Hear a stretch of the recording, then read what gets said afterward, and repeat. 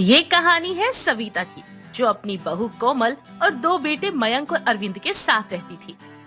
सविता एक खुले विचारों वाली महिला थी, वहीं उसकी बहू कोमल एक कोमल दिल जैसी भोली भाली सीधी सादी बहू थी। सविता अपने परिवार में बहुत खुश थी। अरविंद के कॉलेज के लास्ट एग्जाम इस साल खत्म होने वाले थे। अरविंद की दोस्ती एक सना नाम की लड़की से हुई थी और समय के साथ अरविंद और सना को एक दूसरे से प्यार हो गया था। लेकिन अब मसला ये था कि अरविंद एक हिंदू और सना एक मुस्लिम लड़की थी। अरविंद, अब कुछ महीने बाद आपकी जॉब लग जाएगी, फिर आप हमारी शादी की बात अपने घर पे कर लोगे ना? हाँ सना, मैं अपने घर में हम दोनों की शादी की बात जरूर करूंगा। अब मेरी माँ बहुत अच्छी है, वो ये धर्म वर्म में विश्वास नहीं करती। वो तो इंसान की फीलिंग्स को देखती है और उनके लिए तो इंसान का बर्ताव ही उसका धर्म है। और मेरी भाभी, वो तो बहुत अच्छी है, उन्हें तुम्हारे रूप में एक अच्छी दोस्त मिल जाएगी। मेरे भाई भाभी की काफी समय पहले ही शादी हुई है, लेकिन उन्हें कोई बच्चा नहीं है, तो तुम देखना तुम्हारे आने से वो दोनों भी बहुत खुश होंगे। ठीक है, देखते हैं। ऊपर वाला जो भी करेगा ना, अच्छा ही करेगा। और वैसे भी मेरी अम्मी बहुत अच्छी हैं, वो भी धर्म को नहीं मानती, बस इंसान अच्छा होना चाहिए, और क्या चाहिए। ऐसे ही समय गुजरता है और अरविंद अपने घर से सना और अपने रिश्ते के लिए बात करता है। उसकी सारी बातें सुनकर सविता कहती है, बेटा मुझे उस लड़की से कोई दिक्कत नहीं है। अगर तुझे लड़की पसंद है और वो लड़की अच्छी है, तब मेरी तरफ से हाँ है। अरे अरे mummy, you are so sweet, आप बहुत अच्छी हैं। तो फिर कब लेकर जानी है बारात? अरविंद की बात सुनकर सविता हंसने लगती है। अच्छा बेटा, इतनी जल्दी है तुझे शादी करने की? अरे माँ, एक और बहू आएगी तो आपका भी मन लग जाएगा, फिर आप तीनों मिलकर सबकी चुगलियाँ करना। बस बस, ज्यादा मस्का मत लगा, मैं सब समझ गई हूँ। ऐसे ही कुछ दिन गुजर जाते हैं और अरविंद की जॉब एक अच्छी पोस्ट पर एक अच्छी कंपनी में लग जाती है। वहीं सविता अपने बेटे का रिश्ता लेकर सना के घर जाती है और सना की अम्मी रुखसार से बात जानने और समझने के बाद अपनी बेटी की खुशी को देखते हुए सना की शादी अरविंद के साथ वो तय कर देती है। ऐसे ही समय गुजरता है, दोनों की शादी आखिरकार हो ही जाती है और सना बहू बनकर अपने ससुराल आती है। देख बहू, ये तुम्हारा जेठ है और ये तुम्हारी जेठानी। बस हमारी छोटी सी फैमिली है और अब से तुम इस फैमिली का हिस्सा हो। मैं चाहती हूँ मेरा पूरा परिवार एकजुट रहे, कभी भी अलग ना हो। मेरा आशीर्वाद हमेशा तुम्हारे साथ है। तुम्हें भगवान हमेशा ही खुश रखे। बहू, तू जैसी भी है ना, हमें वैसे ही स्वीकार है। तुझे बदलने की जरूरत नहीं है। आप सच में बहुत अच्छी हो। आज तो मेरा पहला ही दिन है और मुझे ऐसा लग रहा है जैसे मैं सबके साथ कई सालों से हूँ। सच में अम्मी जान, आप बहुत अच्छी हैं। अरे देवरानी जी, हम भी यही हैं, हमें भी देख लो जरा। सभी हंसने लगते हैं और कोमल सना को गले लगाते हुए कहती है, आज से मैं तुम्हारी जेठानी नहीं बल्कि बड़ी बहन हूँ और तुम मेरी छोटी बहन हो। बस मुझसे लड़ाई मत करना। सभी मुस्कुराने लगते हैं और सबका इतना प्यार देखकर सना की आंखों में आंसू आ जाते हैं। अरे बहू, क्या हो गया अब? अम्मी जान, आप सबका इतना प्यार देखकर मेरी आंखों में आंसू आ गए। अरे बहू, इसमें रोने वाली क्या बात है? जा, सबके लिए अच्छा सा कुछ नाश्ता बना दे। सना सभी के लिए सभी की पसंद का नाश्ता बनाकर लाती है और सभी उसकी तारीफ करते हुए नाश्ता खाते हैं। तभी सना दोनों के लिए चाय बनाकर लेकर आती है। ये लीजिए चाय। ओहो, ये है तेरी मुस्लिम बहू। देखने में तो सही है, लेकिन बहन देख, हम ना चाय नहीं पी सकते क्योंकि हमें तो तेरी बड़ी बहू के हाथ की चाय ज्यादा पसंद है। अरे पता नहीं तेरी इस बहू ने क्या मिलाया होगा चाय में। आंटी जी, मैं तो बस ये कह रही थी, आप कहो तो मैं तुलसी भी डाल दूं। अरे देख सविता, अपनी बहू को आते ही रंग ढंग दिखाने लग गई अपने। अरे मेरी बहू ने कुछ कहा ही नहीं है। अरे आंटी जी, इसमें चाय पत्ती, चीनी और दूध डाला है। अगर आप कहो तो इसमें थोड़ा सा वो भी मिला दूं। अरे हाँ हाँ, मुझे सब समझ आ रहा है तेरी बहू की चालाकियाँ। मैं तो जा रही हूँ, चाय पत्ती लेने आई थी मैं तो, लेकिन कोई नहीं, अब मैं सीमा के घर से ही मांग लूंगी। विमला मुंह बनाकर वहाँ से चली जाती है और दोनों सास बहू एक दूसरे को देखकर बहुत हंसती है। अरे अच्छा ही हुआ ये चली गई। रोज रोज कुछ न कुछ सामान मांगने आ जाती है। ये भिख मंगी गई की हमेशा मेरा दिमाग खाने आ जाती है। अम्मी जान, आज सुबह ही भाभी जान ने मुझे इनके बारे में सब कुछ बता दिया था। अरे बहू, मजा ही आ गया उसे ऐसे किलसते हुए देखकर। ऐसे ही सभी ने घर में एक पार्टी रखी थी, लेकिन खाना बनाने वाला बावर्ची एंड मौके पर आने से मना कर देता है और पार्टी शुरू होने में सिर्फ कुछ ही घंटे बचे थे और एंड मौके पर और कोई बावर्ची भी नहीं मिला, जिस वजह से सभी परेशान हो जाते हैं। अरे अब क्या होगा?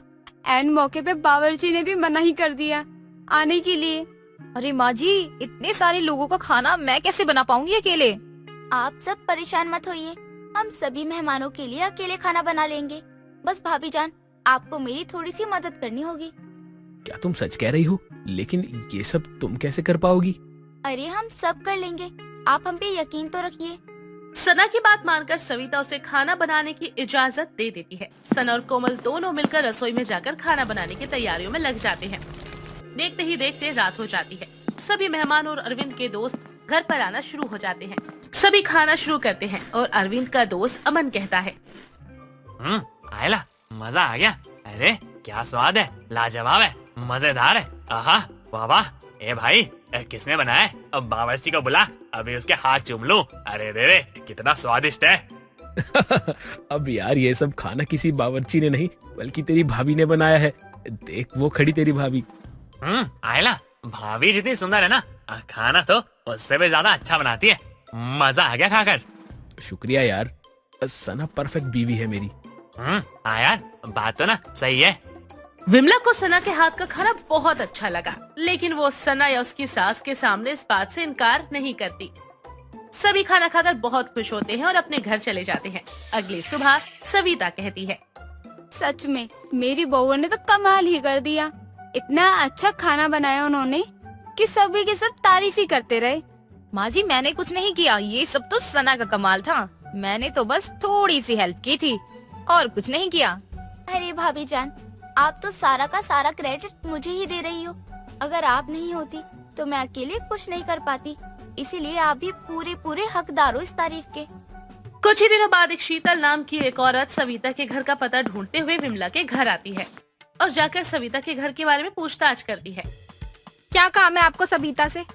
एक्चुअली मेरे एक फ्रेंड है अमन, वो अपने दोस्त की पार्टी में आए थे, तो उन्होंने अपने दोस्त की पार्टी में बने खाने की इतनी तारीफ की कि मुझसे तो रहा ही नहीं गया और मैं कल के लिए अपने स्टाफ का खाना उन्हीं से बनवाने का ऑर्डर लाई हूँ। क्या आप बता सकती हैं उनका घर कौन सा है? मैं उन्हें ऑर्डर के पूरे 20,000 देने को तैयार हूँ। क्या 20,000? अरे मजा ही आ जाएगा, मिल जाएगा तो। क्यों ना इससे ऑर्डर लेकर मैं सविता की बहू से खाना बनवा लूं। उसे ना कम पैसे देकर बाकी पैसे ना अपने पास रख लूंगी। अरे हाँ, वो सारा खाना ना मेरी बहू ने ही बनाया था। ओह अच्छा, ऐसी बात है क्या? फिर तो मैं सही जगह आई हूँ, लेकिन हाँ पहले मुझे एक प्लेट डेमो चाहिए आज शाम तक। हाँ, क्यों नहीं, हो जाएगा। ओके, फिर मैं शाम को आती हूँ। सविता अपनी बालकनी पर खड़ी विमला की सारी बातें सुन लेती है और विमला सविता के घर आती है। सविता, मुझे ना आज तुझसे बहुत अर्जेंट काम था। हाँ बोलना, क्या काम है तुझे? वो ना मेरे बेटे ने ना सबको कंपनी में ना एक शानदार पार्टी के लिए कहा है, और लेकिन तू तो जानती है ना, पार्टी में तो खाना ही मेन होता है और तेरी बहुओं को तो बहुत अच्छा खाना बनाने आता है। तो तू अपनी बहू से कहकर मेरे बेटे की कंपनी के लिए खाना बनवा देगी ना? इसके बदले ना मैं तेरी बहुओं को 6,000 रुपए दे दूंगी। वो सब तो ठीक है, लेकिन तुझे मेरी छोटी बहू हाथ का खाना पसंद नहीं है। तेरे बेटे का धर्म भ्रष्ट नहीं हो जाएगा? अरे नहीं, ऐसी कोई बात नहीं है। उस दिन तो मैंने ऐसी मजाक में कह दिया था। प्लीज सविता, मेरा ये काम कर दे, मेरे बेटे की इज्जत का सवाल है। अरे तू फिक्र मत कर, मैं अपनी बहू को बोल दूंगी, वो तेरे लिए खाना बना देगी। ठीक है, तो आज शाम को ना एक खाने की प्लेट का ना डेमो दे दियो, ताकि मैं अपने बेटे को टेस्ट करवा सकूं। वो क्या है ना, वो तो उस दिन पार्टी में आया नहीं था। इतना कहकर विमला वहाँ से चली जाती है। दोनों बहुएं ये देखकर हैरान रह जाती हैं। तभी उनकी सास उन्हें सारी बातें बताते हुए बहुत हंसती है और धीरे से अपनी बहू के कान में कुछ कहती है। अरे समझ गए ना तुम दोनों, जैसा मैंने कहा है ना तुम्हें वैसा ही करना है बिल्कुल। जी माँ जी, ठीक है। ऐसे ही शाम हो जाती है। सना खाना बनाकर तैयारियां कर लेती है और विमला खाना लेकर आती है। तभी शीतल उसके घर पहुंच जाती है। दिखाइए कहाँ है आपका डेमो।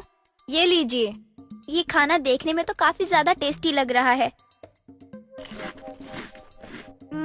अरे वाह, मजा आ गया। वाकई बहुत स्वादिष्ट खाना बनाया है आपकी बहू ने।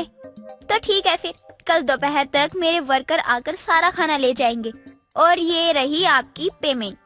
पैसे देखकर तो विमला की खुशी का ठिकाना ही नहीं था। विमला सविता के घर जाकर खाने का ऑर्डर दे देती है और अगले दिन दोपहर तक खाना बनकर तैयार हो जाता है। शीतल के वर्कर आकर खाना ले जाते हैं और सभी खाना खाना शुरू करते हैं। खाना इतना बेस्वाद था कि एक लड़का मुंह बनाते हुए कहता है, ए, क्या है ये? इसमें टेस्ट नहीं है, मैं नहीं खाऊंगा ये। कैसा खाना बनाया है? मैडम जी, ये खाना खाने के लिए आपने हमें यहाँ बुलाया है? इतना वाहियात खाना हम नहीं खाएंगे। इस तरह की बातें सुनकर शीतल को बहुत गुस्सा आता है। तभी वो गुस्से में कार से विमला के घर पहुंच जाती है और विमला को लगता है कि शायद शीतल उसका शुक्रिया अदा करने आई है। अरे आइए आइए बैठिए। मैं यहाँ बैठने नहीं आई हूँ। कहाँ है तुम्हारी बहू? बुलवाना उसे बाहर। कैसा खाना बनाया है उसने? खाने में कोई स्वाद ही नहीं है। मेरे सारे वर्कर खाने के लिए भूखे बैठे हैं और ऊपर से अब सबका मूड खराब हो चुका है। लेकिन ऐसा कैसे हो सकता है? कल ही तो आपने टेस्ट किया था, तब तो आपको बहुत पसंद आया था, और अब अचानक से? वो सब कुछ मुझे नहीं पता। मेरे सारे के सारे पैसे अभी के अभी वापस करो और वो सारा खाना कैसे भी करके सही करो, वरना मेरे साथ फ्रॉड करने के चक्कर में मैं तुम्हें पुलिस से गिरफ्तार करवा दूंगी और फिर तुम और तुम्हारी बहू चक्की पीसते रहना जेल में। हे भगवान, अब ये क्या हो गया? मेरे लालच के चक्कर में सब कुछ उल्टा हो गया। अरे वो सारे पैसे तो मैंने कल ही शॉपिंग में खर्च कर दिए थे, और अब मैं क्या करूं? अब मैं इसे पैसे लाकर दूं तो दूं कैसे? इतना कहकर शीतल गुस्से में वहाँ से चली जाती है। रोते हुए विमला सविता के पास जाकर उसे सारी बातें बताती है और अपनी गलती की माफी मांगते हुए बहुत रोती है। तभी सविता भी विमला को सारी बातें बता देती है। अरे ठीक है, बस कर, तू चुप हो जा। तेरा सारा सच ना मैं पहले से जानती हूँ।